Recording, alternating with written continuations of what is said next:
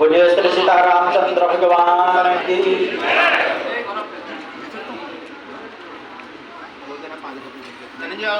ओम अपवित्रः पवित्रो वा सर्वावस्थांगतोऽपि वा यः स्मरेत् पुण्डरीकाक्षं सदाह्याभ्यन्तरशुचिः पुनातु पुण्डरीकाक्षः पुनातु अथाचमनम्। ओम श्री रामाय नमः। ओम श्री रामभद्राय नमः। ओम श्री रामचंद्राय नमः। हस्तो प्रक्षाल्य श्री सीतारामाभ्यां नमो नमः। अथ ध्यानम्। ओम मूर्धानन्दिभो अवतिं पृथिव्या वैश्वानरमृत आजातमुनिम् कविगुं सम्राजमतिथिं जनानामासन्नापात्रं जनयन्